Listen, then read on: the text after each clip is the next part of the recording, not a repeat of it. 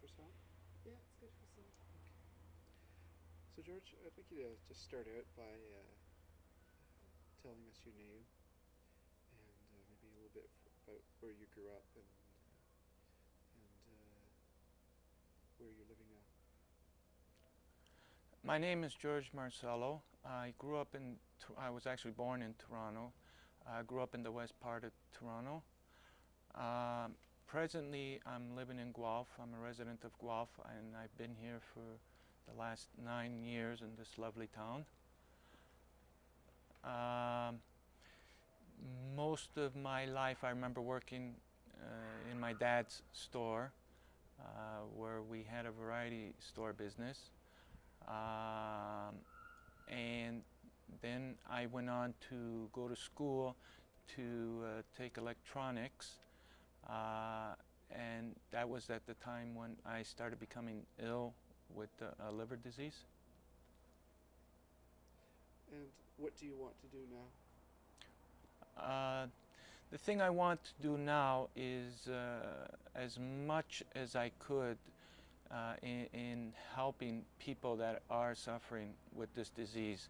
It has taken the lives of a lot of people, a lot of Canadians, and presently there isn't as much attention to the liver disease as there should be. So we are undertaking an exciting project, and hopefully we will be successful in getting this attention. Just tell me in plain terms what you're planning on doing. In May of '99, I myself am going to walk across Canada. I'll be starting from Vancouver and ending up in St. John's. It should take in the neighborhood of about 6 months to accomplish this. How did you find out that you had liver disease? I found out about 6-7 years ago. That was in 91. I was just going on a regular medical examination where at that time my family physician. Hang on one sec. Could you start that over again and just say, I found out that I had liver disease? I found out I had liver disease in 1991, where I went to visit my family physician, and I was doing just a regular medical. And in his medical, he found in my blood work that my enzymes were very elevated. And at that time, he asked me to check this further, and he sent me to a specialist, a liver specialist, and it was there that they diagnosed that I had cirrhosis of the liver. What is cirrhosis of the liver? It's a scarring of the liver. Hang on a second. Could you start with sclerosis of the liver is? Cirrhosis of the liver is a scarring of the liver where I guess just your liver will progress to die. All the cells in it start getting killed off, and when you look at it, it'll look like a half burnt piece of meat, which is a very, very serious disease once you are diagnosed with it. And what was your reaction when you found out? Well, at that time I didn't know too much about liver disease itself. When they told me I had cirrhosis, I did ask more questions about it, and they told me that it was a very serious disease that I did have.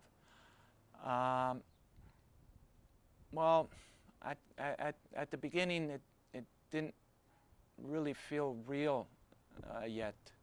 I had a hard time accepting at the beginning that you know, I did have this disease. I guess it's you know, just something that's so shocking that you know, some people could never accept that they have it. It took me a little bit of time to come to terms with it. What was your life like at the time? Life was pretty good at the time. I was a student at Conestoga College in Kitchener, and I was taking an electronics technology course where I was trying to pursue into that field. Besides just feeling a little bit tired, everything else in life was great. It really did come as a shock in that way. How did you notice you were tired? Well, I am a naturally fit person, and I do engage in a lot of physical activity, working out and playing sports and things like that. And I eat very well, and there was no reason for me to feel tired. And I just kept feeling this tiredness, and I couldn't relate it to any one thing, though, whether it was fatigue or, you know, any other reason. It just didn't make sense why I was feeling this tired. And I guess it was at that time that I asked for my medical, and eventually they came up with that diagnosis, that that's where the tiredness was coming from. Did your friends notice? Actually, they noticed my color changing more than the tiredness, because even This was, could you just say that my friends noticed?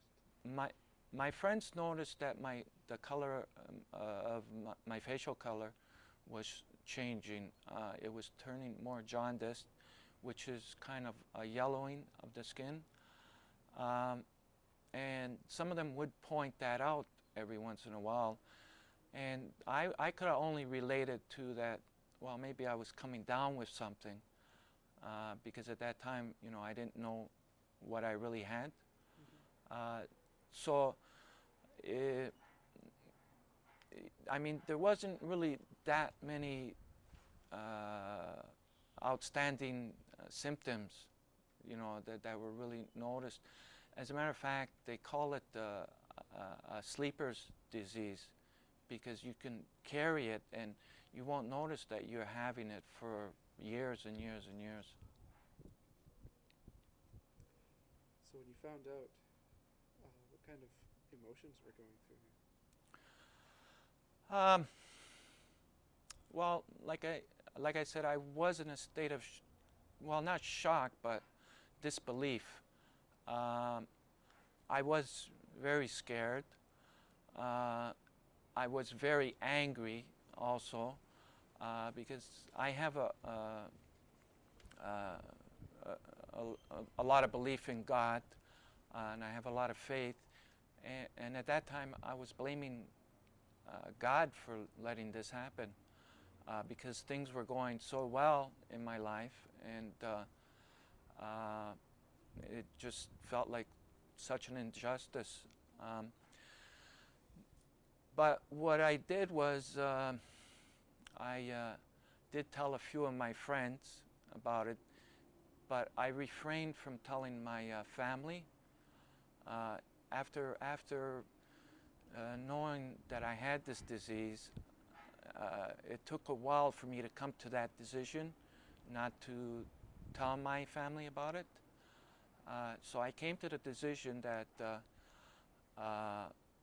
since they told me that it was such a serious disease and that most people die from it, I made a decision to try and make that I wasn't sick to my family, and try as you know, happily as I could, spend more time with them, like that sort of thing.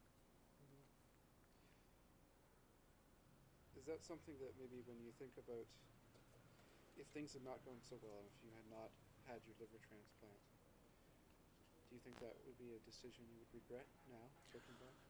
No, it isn't a decision I would regret, and it isn't something that I would recommend everybody to do. It was just, in my case, I guess I just didn't want my family like suffering with me during the disease, and I had it in my mind that, you know, if I was going to die from this disease, at least those last couple of years or a few years that I would have had, I would have tried and spend the best time with my family, because I know in the back of their mind they would have always been thinking about it and worrying about it, you know, and things like that. Right. So, tell me what happened after you found out up until the liver transplant. I found out that I had this disease, cirrhosis of the liver, with, I forget the doctor's name, it was here in Guelph, and he ended up sending me to another specialist in Toronto. And at that time I was under the care of Dr. Jenny Heathcott of the Toronto Western Hospital, and she was seeing me every few months to get blood work done and that sort of thing. And at that time, like, I kept inquiring, how much time do I have left to live since it's a serious disease? And she would not reveal that information. She wouldn't say anything of the type that I was dying. And that's the nature of most doctors, that, you know, they just won't tell a patient that they're going to die, so to speak. But what I did was I persisted in trying to find out. So I went to another family doctor, and another family doctor told me basically how much time I had left to live. And at that time, I think she said 3 years. So what I did was... How did that feel? How did that feel when I was told 3 years?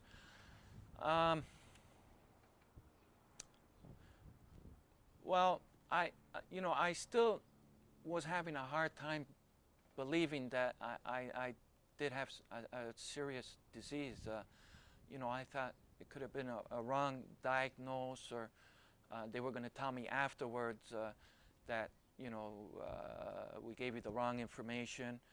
But I remember when this doctor told me I had 3 years, and this was upon my persistence of telling me the truth, of not holding back on anything. It didn't feel real once again. It felt like a soap opera almost. Like,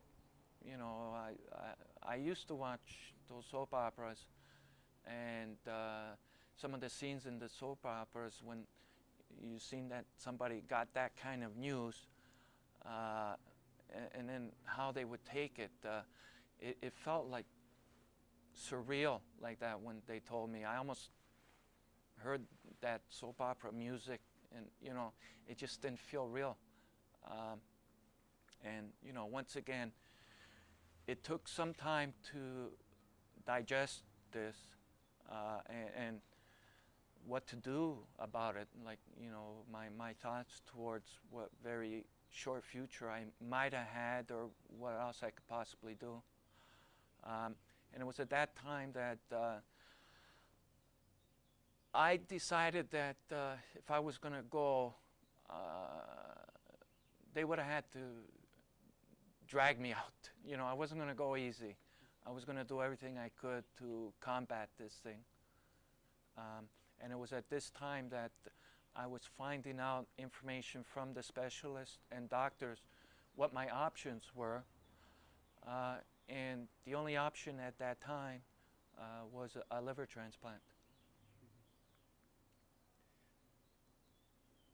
That must have been scary. Yes, it was. From what I heard about it, at that time they told me it's one of the most intensive operations that they had going at that time. Could we just back up a step? Sorry to interrupt. Could you just say it was scary? It was. Try not to do an answer. Yes or no. The operation was scary. The operation was scary. From what I heard about it, they said that it took at least 12 hours, and at that time, the success rate wasn't that high as of yet. They didn't have all the technology back then that they have now.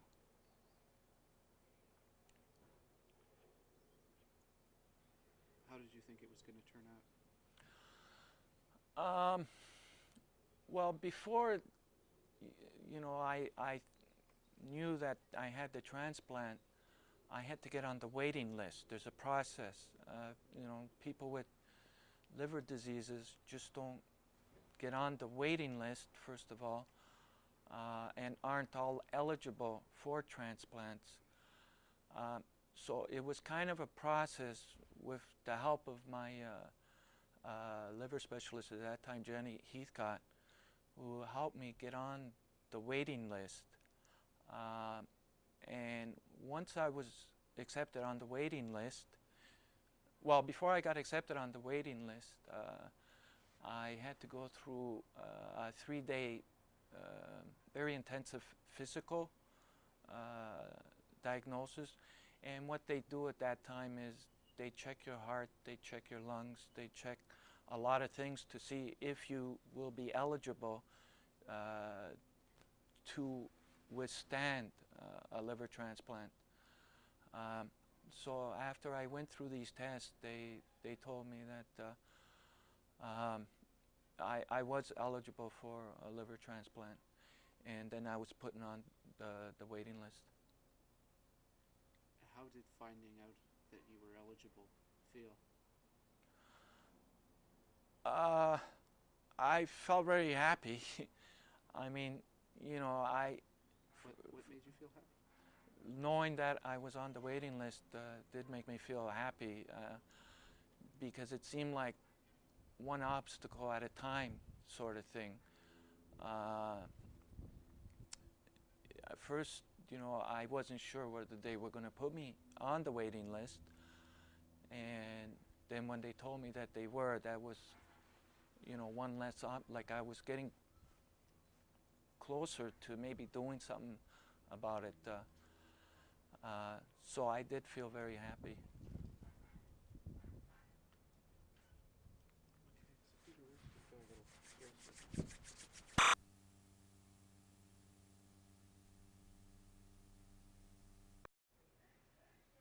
They work so hard with people. It's unbelievable while I was in that hospital that there's people that live their lives working as hard as they do. It just, I thought that when do these guys ever take a break? And it seemed like they just work so hard trying to help people.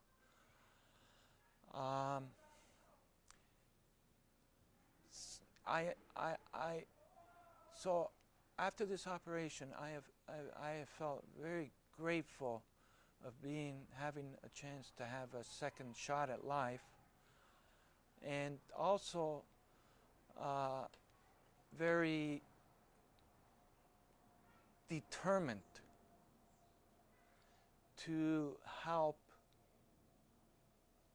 those people that are still suffering from this disease. And during the time that I was first diagnosed with this, up until now, there's still so much suffering that I have seen that I just feel that there's some kind of more of a purpose why I got this second lease. And it's not something that, you know, came to me overnight, or it's just something that's kind of led me to do the things that I have done since I've gotten this second lease on life. What things are those? Well, one thing that I remember doing after I got out of the hospital, after my operation, was I joined a friend of mine. Well, I actually met him after the operation. He worked for the Canadian Liver Foundation. It was the Wellington chapter here in Guelph and Kitchener area. And I remember volunteering with him on certain things with the organization, with the Canadian Liver Organization. And I also remember going to the hospital whenever I could and talking to patients and families of patients that were in my situation before the operation, and encouraging them not to give up. And also, Could you hang on just 1 second? Yep. George? Is there? I did, George, you're gonna start again? okay. Go ahead. After the operation, having this second lease on life and feeling grateful and a need to pay back, I did do various volunteer things with the Canadian Liver Foundation, especially the Wellington area chapter, with my good friend George Terry, who recently passed away from liver disease. We did little various things around town. And I remember in the summer of August '97, one day I was sitting at a coffee shop with my friend Sam Vinci, who was also doing various volunteer jobs with What kind of volunteer jobs were they? Sam Vinci or myself? Well, yourself. Well, I would try and reach people by talking with them that were affected with liver diseases, and that sort of varied from older people and younger people and families of people.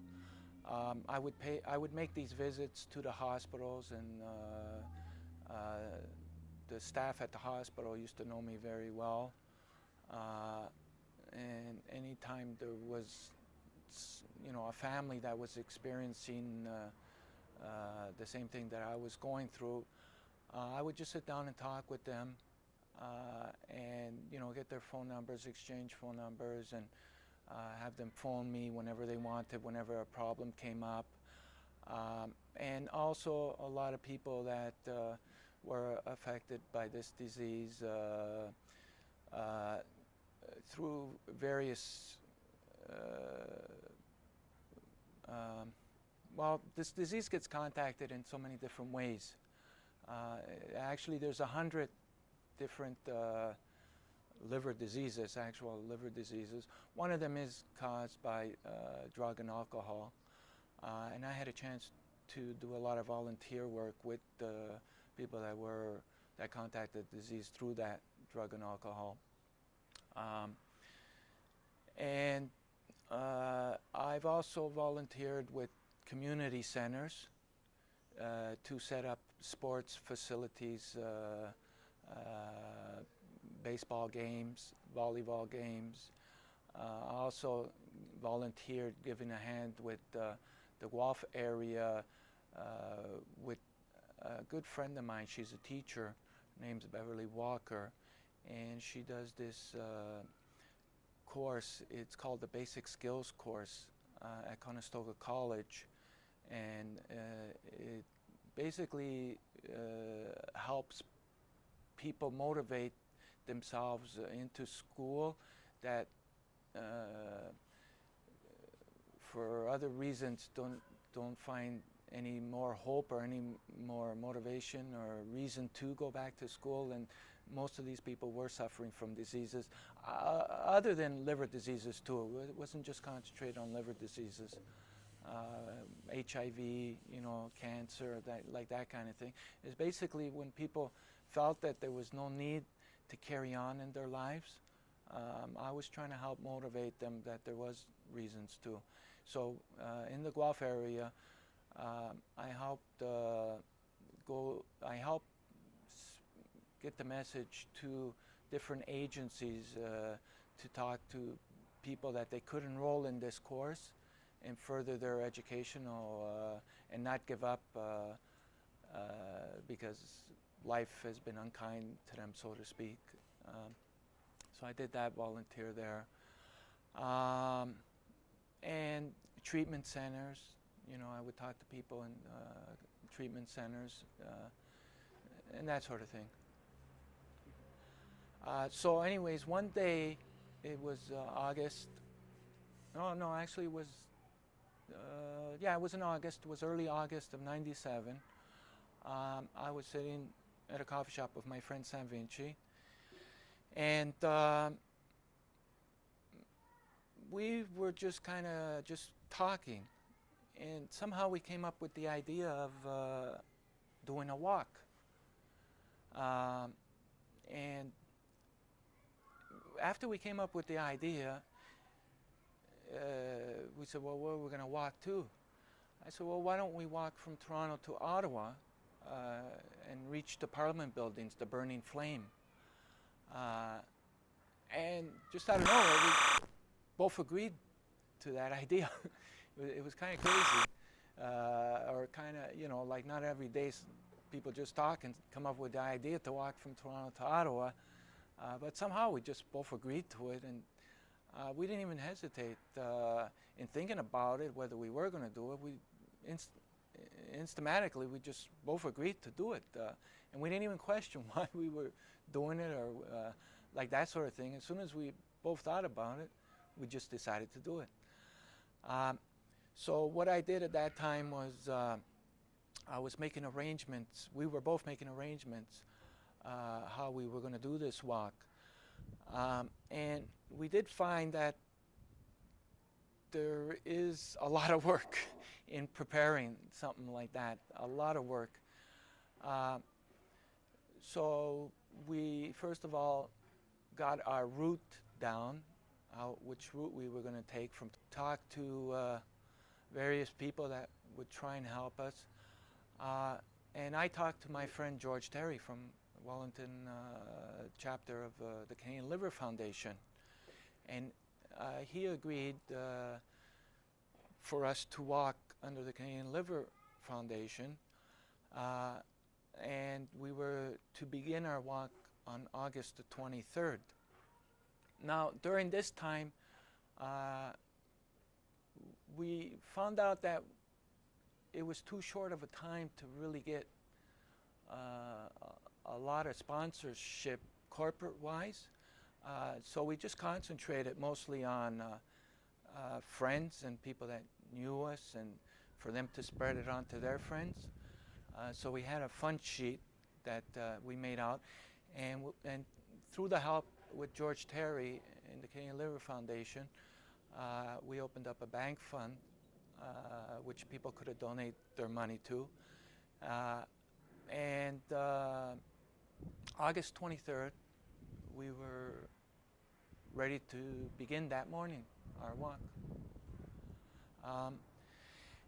Now, what we were hoping for that morning was that we would get a lot of press, and because we did talk to a few people about getting out a press release and get as much exposure as we could towards this walk. But what happened was it was 9 o'clock that morning, and we were on the Pickering line, Highway 2, just right at the border of Toronto and Pickering, and nobody showed up.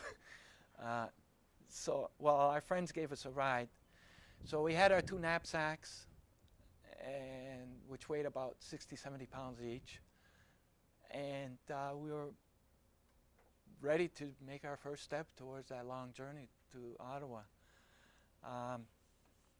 Our first impression when we got ready to make our first step was I was looking to see if I can see Ottawa from where I was standing, and I couldn't see it.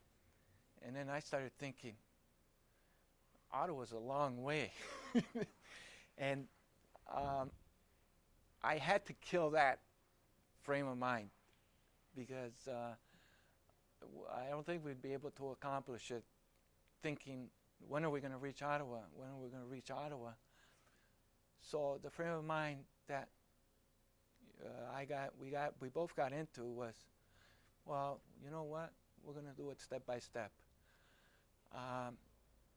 And we started walking. Now, we would put in a good 10 to 12 hours of walking each day. And we found out after the second day that we were carrying way too much load. So what we decided to do was to take half that load and ship it back, because it just became too unbearable. We were trying to reach Ottawa in 12 days because I had to begin my school in September, and you know, the timing had to be 12 days. So we shipped half the stuff back, and we kept walking each day, and we were seeing some people, talking to them, and letting them know what we were doing. And at nighttime, we would try and reach the end of the night with a hotel at the end of our destination. We did bring some money with us, our own money, and we found that since we had to ship back a lot of stuff, that we couldn't really carry food with us, so we had to depend on eating at the restaurants and, you know, buying some food along the way, and having water there constantly with us, and preparing ourselves in the morning, making sure our feet were powdered, you know, that kind of stuff. And we kept walking. We were doing this for 6 days, and it was on our 6th day. We were on Highway 7, and we were approaching Memora. And I think it was about 6 o'clock that evening, or 7 o'clock that evening, and we were starting to talk to each other about, well, actually we didn't really mention any negative feeling about discontinuing the walk, but we were starting to mention about how fruitless this was, and we were starting to question our sanity at this point about why we were doing it, you know, because we weren't getting any recognition to speak, and we felt like we were doing it for no reason, because at that point there wasn't one person that heard what we were doing, as far as either the press or anybody of that nature. We weren't hearing any response from people back in Toronto, like we were making some phone calls. And I mean, we would never admit it to each other. I think we both kept it inside, but I was ready to give up, and so was Sam, you know. And I remember we were on Highway 7 and it was approaching nighttime, and we made it a rule not to walk during the night because it was very dangerous to walk at nighttime. I guess that's when you get a few of the crazy drivers at night. And I found, earlier that I almost got hit 2 or 3 times trying to walk at nighttime. So we were hoping to reach this town, Mamora, by the end of this day. And we were walking along the 7, and it was starting to get dark. And we seen this man up ahead, and he seemed to be waving us down. So we acknowledged his wave, and we waved back, and he was calling us to come towards him.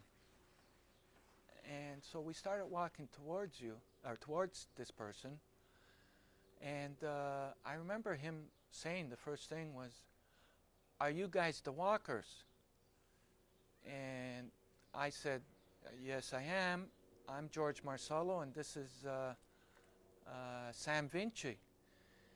And what he said was, he shook our hands, and he said, "Well, come to my place, because we have a nice warm bed for you, and we have a hot meal, and a lot of messages." And I looked at Sam, and we were trying to wonder who this guy was.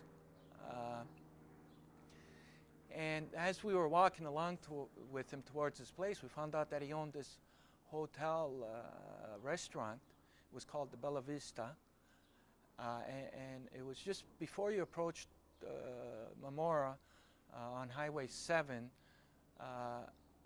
And we were asking him, "Well, how did you hear about us?" He said, "Well, I mean, doesn't everybody know?" And I said, "As far as we both know, no, nobody knows." So he brought us into his restaurant, and he had it open just for us, because at this time he usually closed it. And I remember meeting his wife, and she had some lasagna, nice hot lasagna for us, and some potatoes and stuff.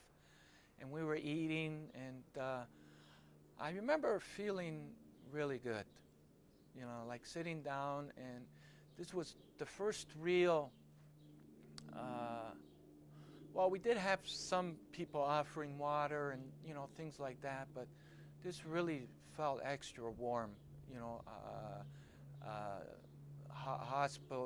hospitality-wise. And so we were eating, and, we were talking about our adventure thus far, right? And we told them that we were just about to give up, right? And then I remember this person's wife, Jimmy's wife,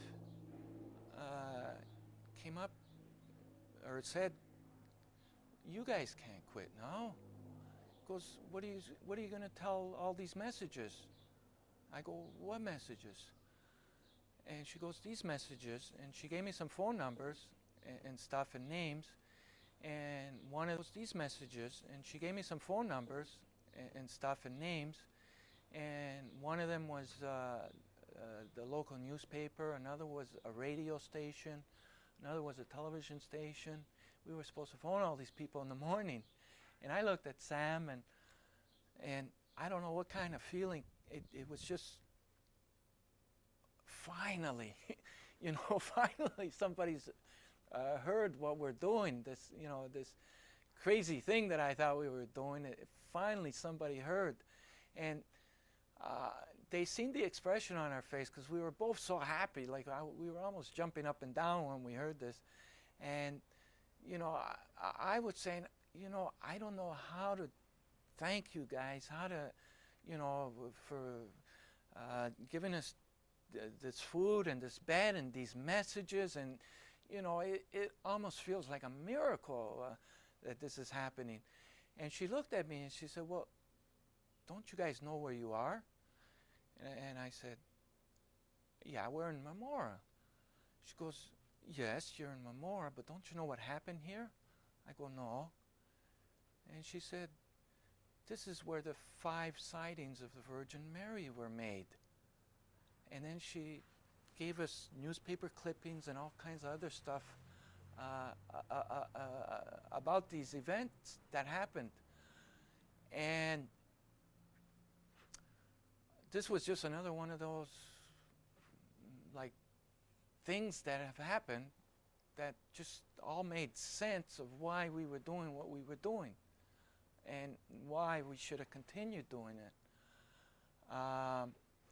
And it just, once again, my spirit was so uplifted at that time that I really knew why I was doing it. You know, like we both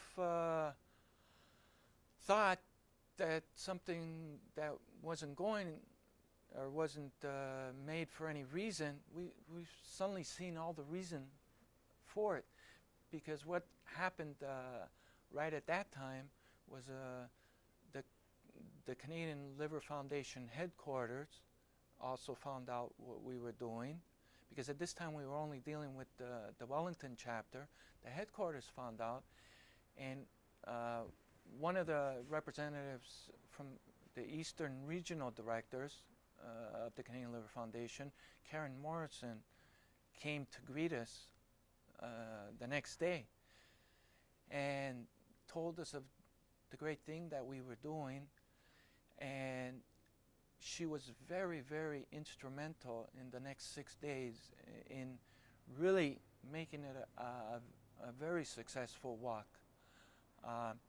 She arranged all the different television broadcasting services to put this on air.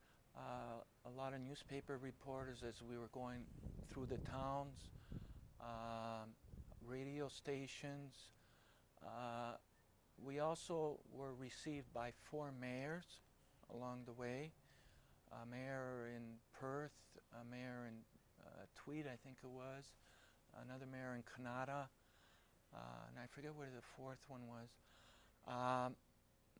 And in Canada, what they did was, when we approached Canada, they interrupted a council meeting that was going on to introduce us, which was fantastic. And then on our last day of our walk, it was arranged for us to have an RCMP escort. We had 20 kilometers left from the hotel that we were at to walk to reach the burning flame. And the RCMP escorted us along the way there to the burning flame. So all in all, this walk went way beyond what I thought it would turn out to be. And it was at that time that we were discussing about future endeavors with myself. And this is when we talked about the possibility about me walking across the country. How did it feel on your last day riding in Ottawa? It felt like astronauts coming from the moon or something. It almost felt like a ticker tape parade or something.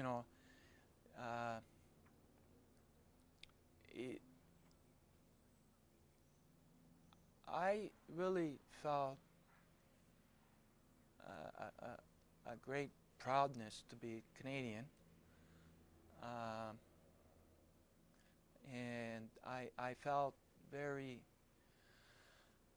I just established such a strong bond with the Canadian Liver Foundation.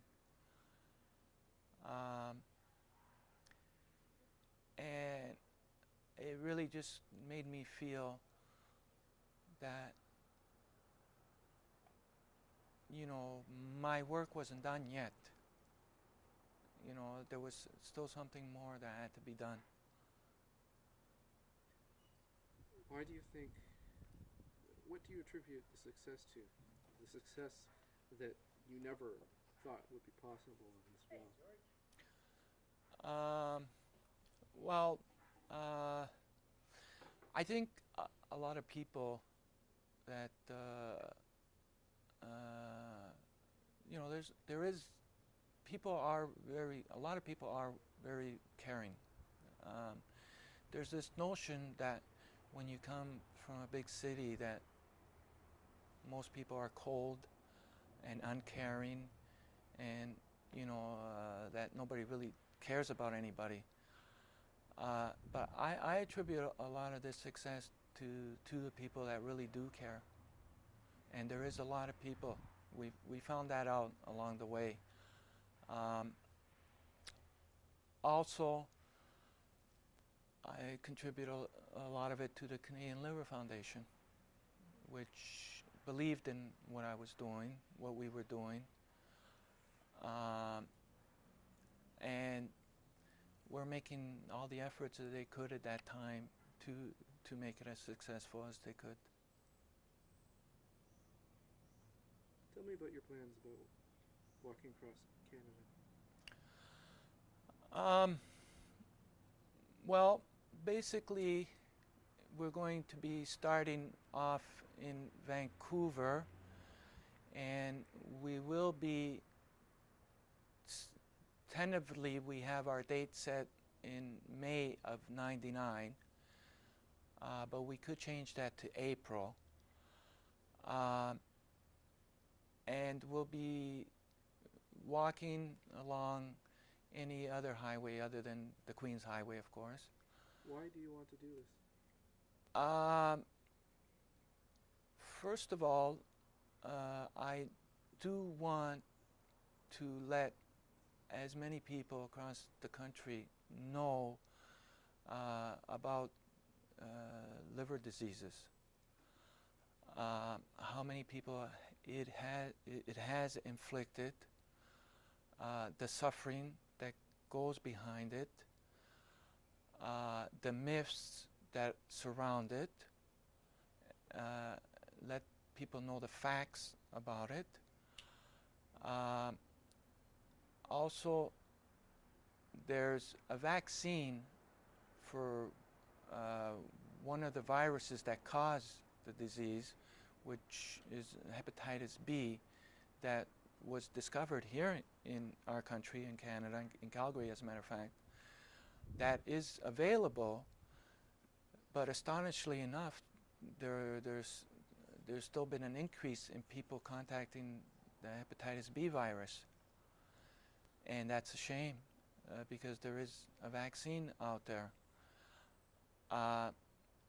That would be another objective, is to either rattle a few political toes or, you know, find out some kind of better method to make sure people are getting this vaccine.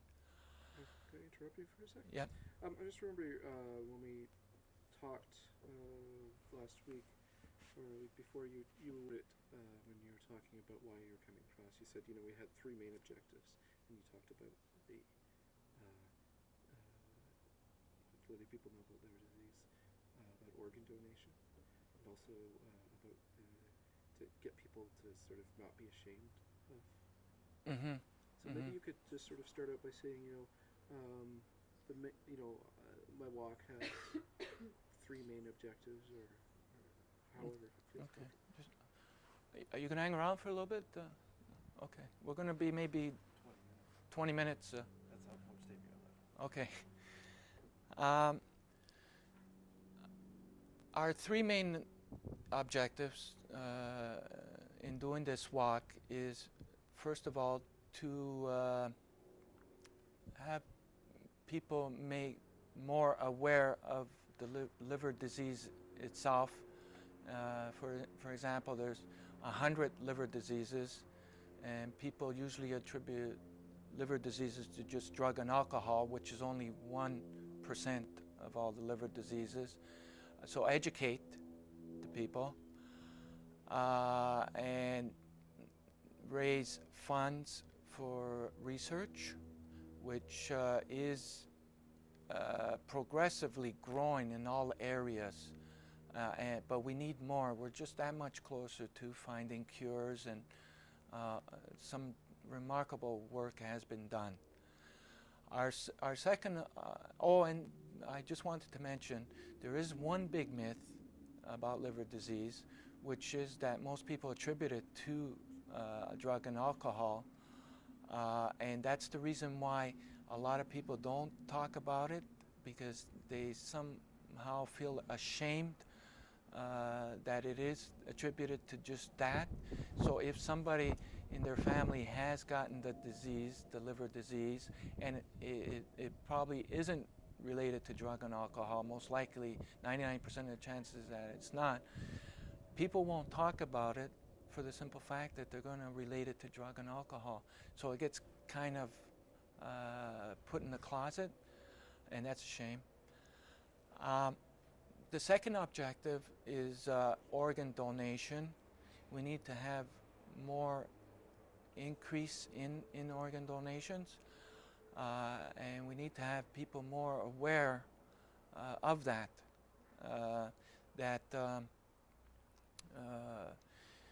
we are in a generation where transplants are becoming so successful, and that in signing your card, you will most definitely be saving a life, and just letting people know that they have that choice to do that, because a lot of people don't even know that they have that choice.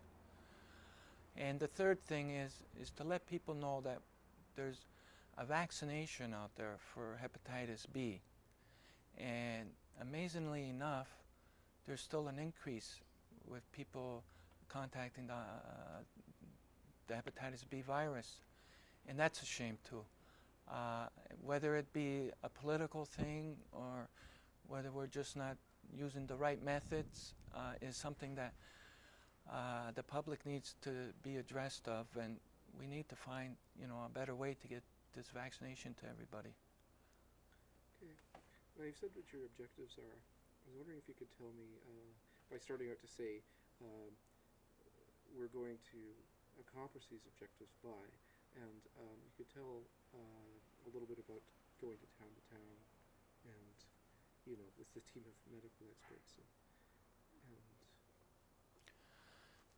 We're going to be accomplishing these objectives during my walk by going from town to town from the route that we will have mapped out, and we will be having about 100 intervals during the way, where at each interval we'll be having these press conferences with medical specialists and people that will be talking about the disease and educating the public during the way.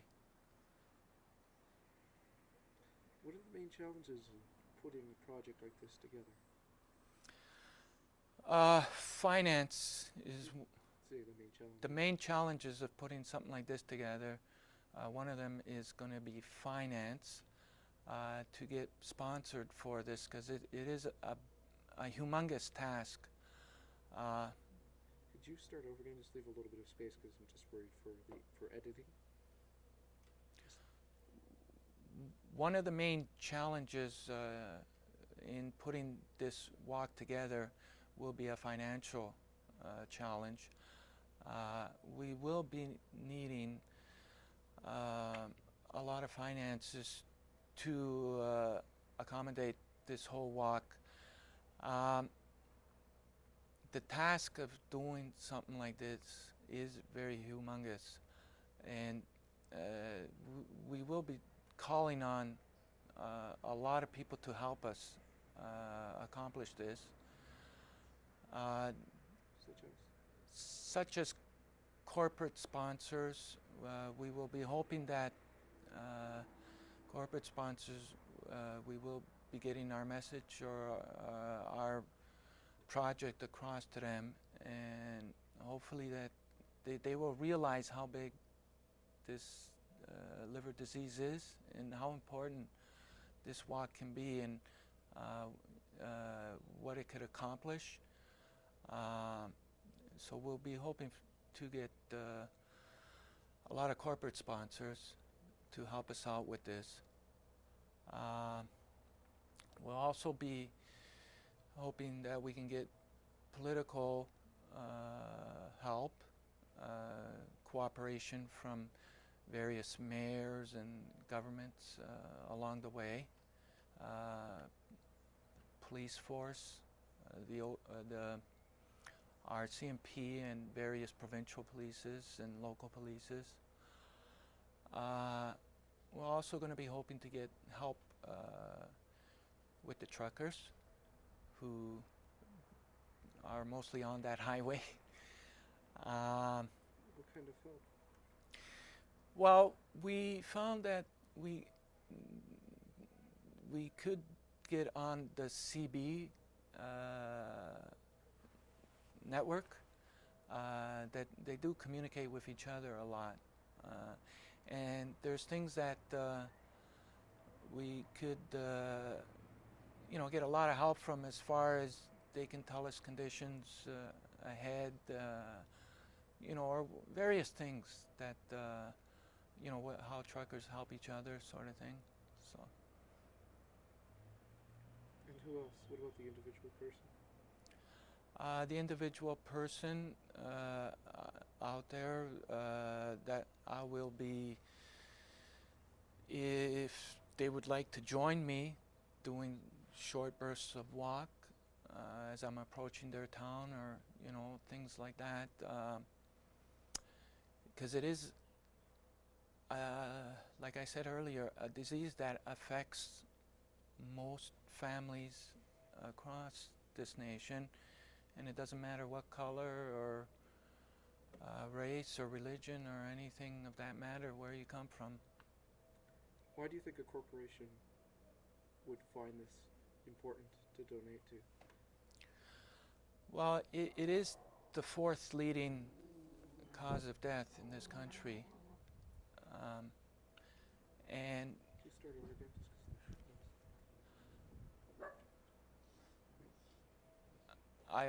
we are hoping that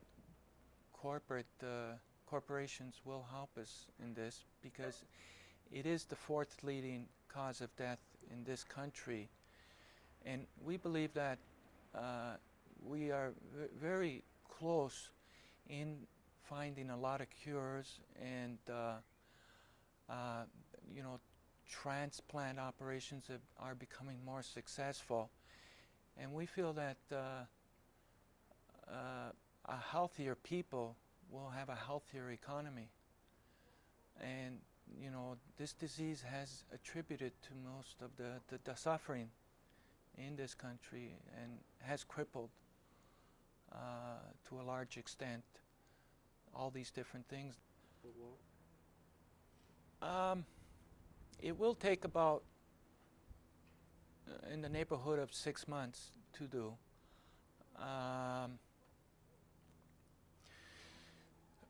I guess during that time, that I hopefully, with the will of God, will accomplish this. But I just want to try and get that good feeling to Canadians, and some to the effect that a role model of mine had, Terry Fox, to try and rejuvenate that spirit. We're really hoping that we could, this could be part of our accomplishment, and we really are reaching out to corporate sponsors to give as much as they could, because like I said earlier, it is one of the big ones. What about, maybe you could just sort of say,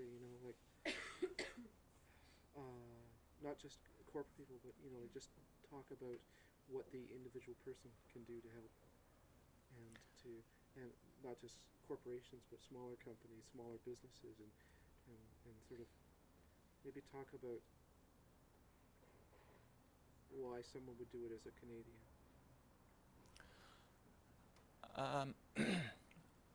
We are hoping to have the public and corporate people reach out and give, because it's something that, like I said earlier, affects most families in this country. And you could be either helping a friend, a relative, or you could be helping in finding something, helping find a cure that hopefully one day won't affect you but might affect yourself or a friend or a relative. Since it is the fourth leading cause of death, and it doesn't pick people by choice of color or race or religion, we are hoping from the person with that small business to the corporate person will be able to help us out in this feat. Who's helping you organize this?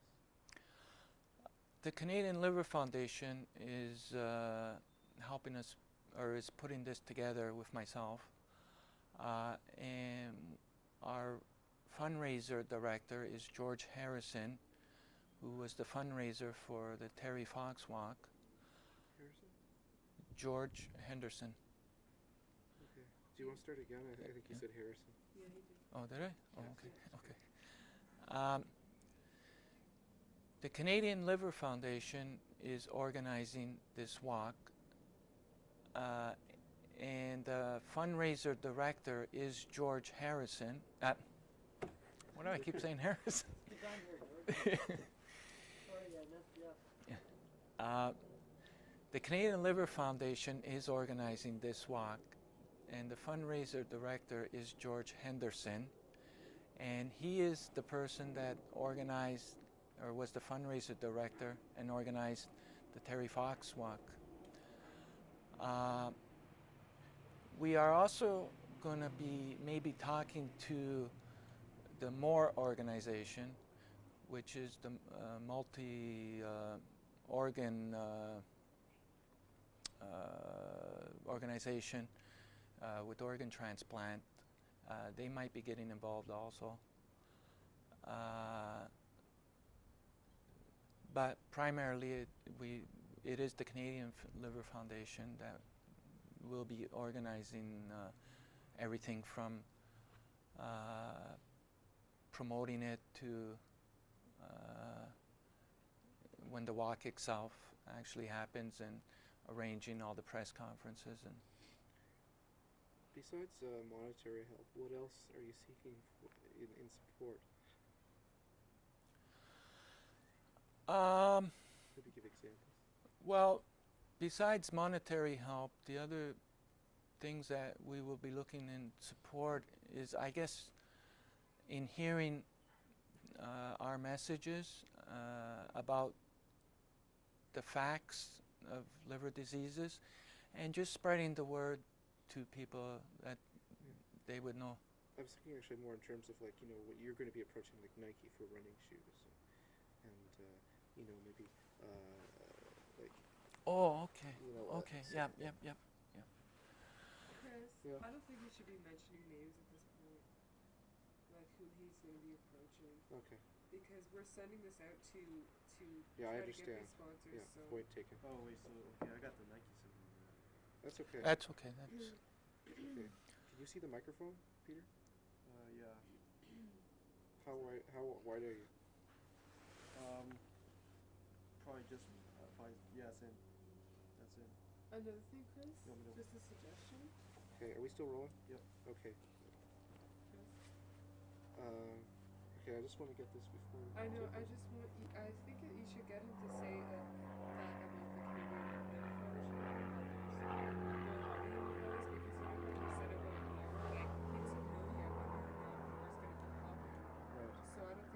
should mention that more. Okay. Okay, I think we should flip the tape. Okay. Okay. Okay, well, there's 7 minutes. 7 minutes? Okay. I want you to say that again.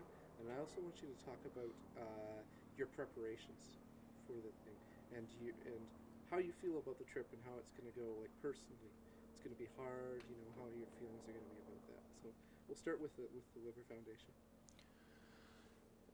The Canadian Liver Foundation will be preparing this trip by means of promotion and helping out along the way with press conferences, etc. I myself am preparing for this walk by, first of all, keeping as fit as I could. I'm going to the gym 5 times a week. I'm on an aerobic program.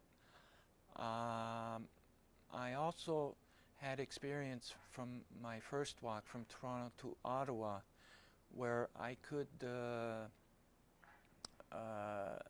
have a good idea of my frame of mind, which is going to be important. We are also anticipating changes of weather along the way and different terrains.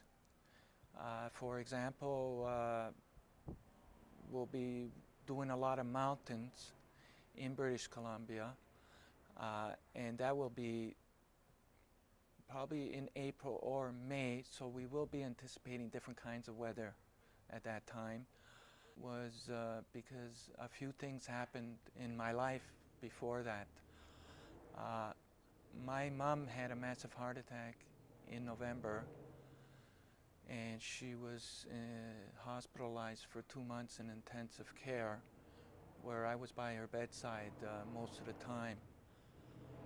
In January, she passed away, and at the church, at her eulogy, I spoke, and I wanted to dedicate the walk to my mom. So apparently the scheduled date that I had for May, we just weren't ready because of, you know, that circumstance that happened. So when we sat down and talked in February, we decided that May of '99 would be the better time to do the walk. What kind of thing keeps you going when you're doing something like this?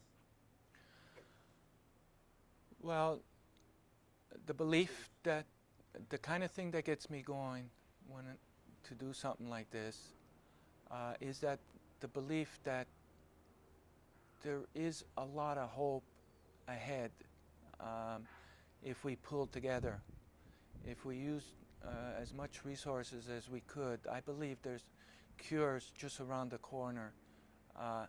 And all I have to do is take a visit to the hospital any day and go up on the floor and see all the patients that are suffering with this disease, or talk to anybody that's suffering with this disease. And that's all the motivation I need to keep me going, to make something like this happen. Peter, how are we doing for time? I think we should stop. Okay, stop it.